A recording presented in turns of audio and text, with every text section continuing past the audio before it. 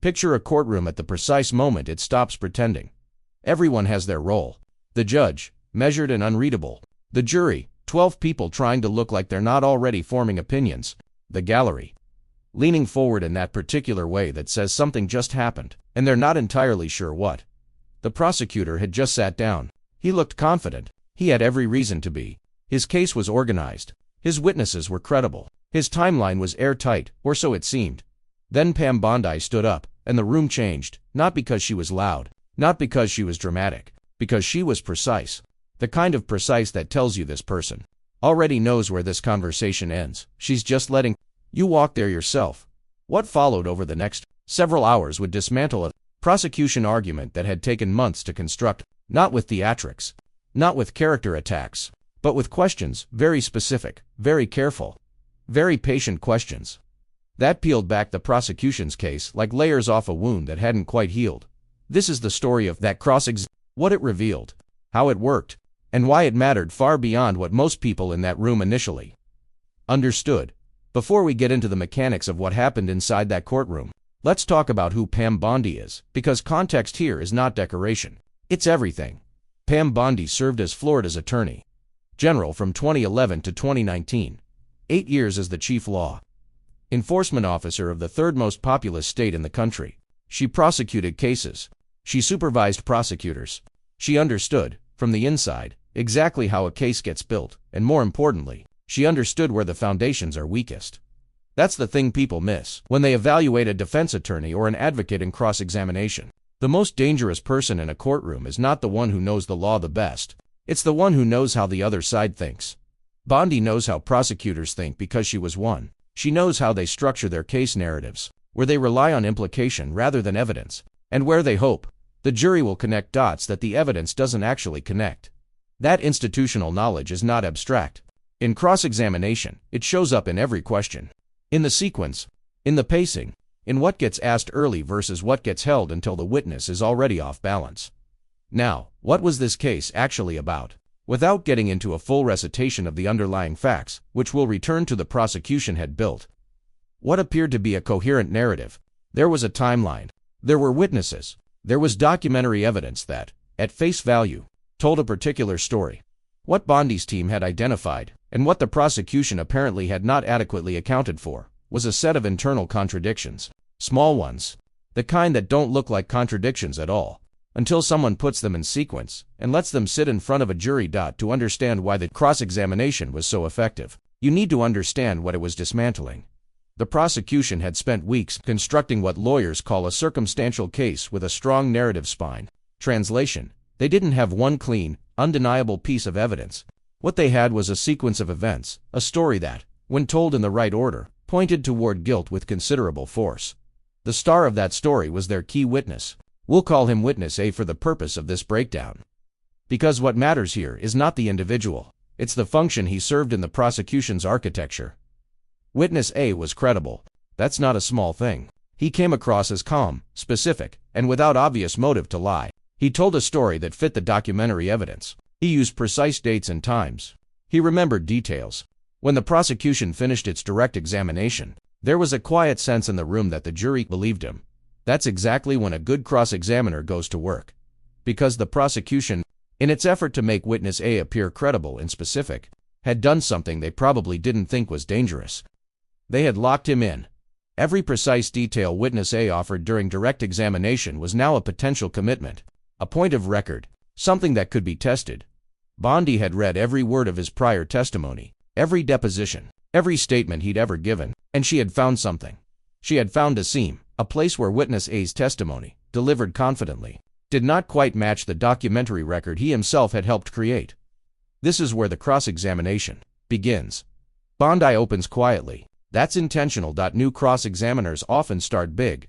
They want the jury to feel the energy shift immediately. Experienced cross-examiners know better. You start by establishing control, not by announcing it, but by demonstrating it in the smallest possible questions. She asks Witness A to confirm things he has already said, basic facts, timeline items, his role in the events in question. He answers easily, comfortably. He's still in the mode the prosecutor set up for him, just answering questions. Nothing alarming then. Almost casually, she introduces a document, not with fanfare. She hands it to him, gives him a moment to look at it, and asks him to confirm what it is. He does. It's a record he recognizes. Nothing threatening about it on its face. Here's what the jury is watching, and what they probably don't fully register yet. Bondi has just established the document as credible through witness A's own mouth. He confirmed it. He recognized it. He essentially vouched for it. Now she begins asking questions based on that document, and the dates don't match. Not dramatically. Not in a way that produces an obvious gasp. But Bondi slows down here. She asks witness A to read the date aloud from the document. He does. Then she asks him to recall the date he testified to on direct examination. He restates it. The jury does the math. There's a gap. Witness A tries to explain it. He says that two things are referring to different events. Bondi nods, not dismissively, not mockingly, just, she nods. And then she asks him to walk the jury through exactly how those two events relate to each other. This is where experienced trial watchers will recognize the move. She's not attacking him. She's asking him to explain. And the explanation is going to require him to add new information he didn't provide during direct examination. New information, added under cross, is inherently problematic, because now the jury has a question: why didn't you mention this before? The prosecution's attorney is on his feet with an objection. The judge overrules it. Witness A begins to explain, and as he explains, he commits to a new set of specifics. Bondi lets him finish. Completely, she doesn't interrupt. When he's done, she thanks him, and moves to the next document.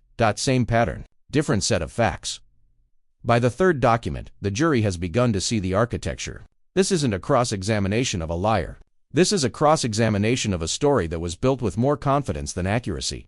There's a difference, and the difference matters enormously in how a jury processes reasonable doubt. Let's step back for a moment and look at what Bondi was actually doing, because the surface of the cross-examination and the strategy underneath it are two different things. The surface, she was pointing out discrepancies in the witness's timeline. The strategy, she was systematically demonstrating to the jury that the prosecution's entire case was built on a version of events the witness had curated, not necessarily fabricated, but curated, shaped, organized to tell a particular story rather than to reflect the full, messy, complicated truth. This is a sophisticated distinction, and it matters because it affects how jurors respond. A juror who thinks a witness is lying tends to get angry. A juror who thinks a witness has been, let's say, selectively accurate, tends to get skeptical. And skepticism, spread across the entirety of a prosecution's case, is exactly what produces reasonable doubt.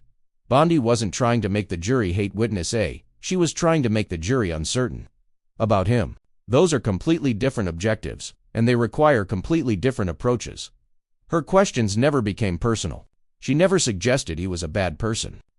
She didn't imply motive to fabricate. She simply, relentlessly, documented the gap between what he said and what the records showed. By the time she was done, the jury didn't know whether to disbelieve him or simply not know what to believe.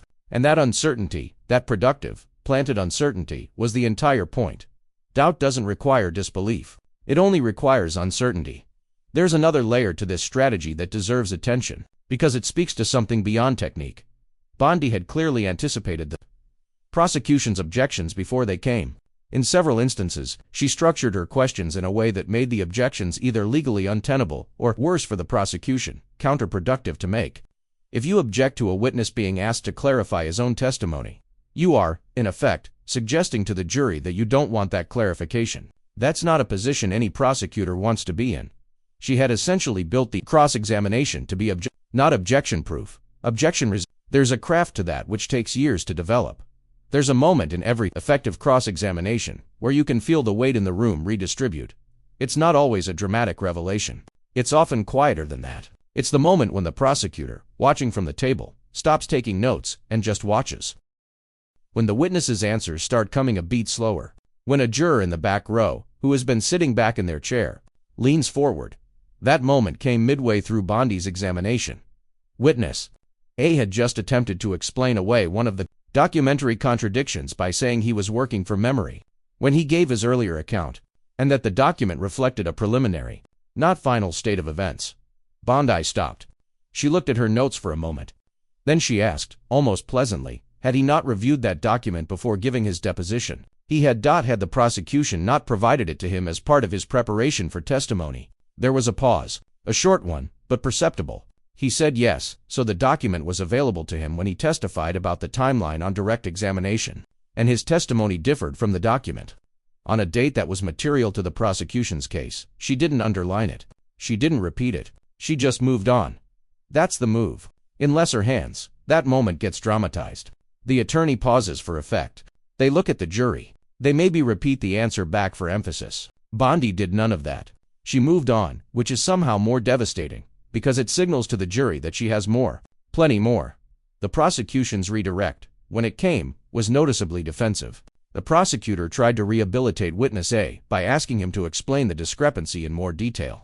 But the explanation required him to add additional qualifications to testimony he'd already given, and every qualification is, to a careful juror, another small crack in the foundation. By the end of redirect, the prosecution had not restored what Bondi had damaged. They had, if anything, drawn additional attention to it by spending so much time trying to repair it. Here's the thing about expectation in a high-profile case. Everyone walks into the courtroom with a theory: legal analysts, reporters, people watching from the gallery. And the theory, almost always, is shaped by the surface features of the situation. The prosecution had the stronger-looking case on paper. They had witness testimony. They had documents. They had a coherent narrative. Legal commentators, in the days leading up to this portion of the trial, had largely characterized this as a prosecution advantage phase. Bondi's cross-examination of witness A was not supposed to be the moment the momentum shifted. It was supposed to be a formality. The defense poking at the edges, asking about minor inconsistencies that the prosecution would easily clean up on redirect, the standard defensive cross that buys time without changing minds. What actually happened was different enough from that expectation that observers struggled, in real time, to calibrate what they were seeing. Because Bondi was not poking at the edges, she was interrogating the center. The very core assumption that witness A's account of events was reliable, not fabricated, not dishonest, but reliable, that assumption was now sitting in front of the jury in a condition that looked considerably worse than it had an hour before. There's an irony worth noting here. The prosecution had chosen to use witness A precisely because of his precision, his ability to speak in specific dates, specific sequences, specific details. That was supposed to be armor. In cross-examination, that same precision became a vulnerability. Because when you stake your credibility on specificity, any deviation from the record is not a minor thing. It's a betrayal of the very quality you were brought in to demonstrate. The prosecution's greatest asset had become, in the span of a few hours, its most complicated liability. That's the kind of reversal that doesn't announce itself. It just quietly happens, and then everyone in the room realizes, at slightly different moments, that something fundamental has changed. One cross-examination doesn't win or lose a case. Let's be precise about that, because overstating is easy and misleading. What one cross-examination can do is change the frame through which a jury processes everything that follows, and that's exactly what this one did. Before Bondi's cross of witness, the jury was operating within the prosecution's narrative. They were evaluating evidence inside a story the prosecution had constructed. That is, for a prosecution, the ideal state. You want the jury assessing facts within your framework. After the cross-examination, the jury had reason to be skeptical of the framework itself. Not to reject it wholesale, that's too much to ask from a single cross, but to hold it with a slightly looser grip. To notice when other pieces of evidence didn't quite fit as neatly as the prosecution's opening had suggested they would. That's a profound shift, and its effects would compound as the trial continued. In the days that followed, observers noted that the prosecution's subsequent witnesses seemed to be handled with greater caution. Their direct examinations left less room for the kind of lock-in that Bondi had exploited. The documentary evidence was introduced with more contextual framing. In other words, the prosecution had adapted. Which means they had noticed what happened. Which means it mattered. You can tell a great deal about how damaging a cross-examination was by how dramatically the opposing side adjusts its strategy in the aftermath. The prosecution's adjustments here were visible enough that courtroom observers flagged them publicly. The adjustments were smart, but they came at a cost. They consumed time and energy that had been allocated to reinforcing the prosecution's narrative, rather than defending it. Every minute spent repairing damage is a minute, not spent building. Bondi had forced them into a defensive posture, without ever making a single accusation. That's the quiet genius of the approach, and it speaks to a broader principle in adversarial legal proceedings that goes beyond this case. The best cross-examinations are not the ones that make the best television. They're the ones that make the jury's job harder, specifically, harder to reach the conclusion the prosecution needs them to reach. Hard in the particular way that produces reasonable doubt. Not spectacle, not theater. Just carefully installed uncertainty. There's a version of this story that ends here, with a tactical breakdown and a neat conclusion about effective lawyering. But there's a larger conversation underneath it that's worth surfacing. Cases like this one raise a question that the legal system, to its credit, tries very hard not to answer too definitively. What is testimony actually worth? We give juries enormous deference when it comes to evaluating witness credibility. The theory is that 12 people, sitting in a room, watching a human being answer questions under oath, are better positioned than any document or algorithm to assess whether that person is telling the truth. There's something genuinely reasonable about that theory. And yet, what Bondi's cross-examination demonstrated is that credible-sounding testimony delivered with confidence and specificity, by a witness with no obvious motive to lie, can still be materially off from the documented record. Not because of deliberate deception, necessarily, but because memory is not a recorder, because preparation shapes recollection, because the story you've been asked to tell shapes the details you remember from the events themselves. That's not a criticism of witness A specifically. It's a structural observation about how testimony functions, about the gap between what happened and what a witness reports, filtered through time, through preparation, through the inherent desire to be coherent and credible. What effective cross-examination does, at its best, is expose that gap, not to destroy the witness, but to remind the jury that the gap exists, that the story they've been told is a story constructed from real events, perhaps, but constructed nonetheless.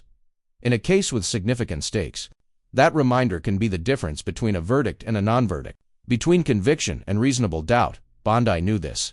The prosecution knew this. And somewhere in the deliberation room, the jury would have to decide how much weight to give a witness whose precise, confident, well-prepared testimony had been shown through that witness's own documents to contain at least one material crack. Here's where we land. The cross-examination did what it was designed to do. It created doubt, specific, documented, hard-to-dismiss doubt about the reliability of the prosecution's most important witness. Whether that doubt was sufficient, whether the jury will ultimately find it reasonable, whether the rest of the prosecution's case can survive the framework shift that Bondi's cross installed, those questions remain open. And in a way, that's fitting.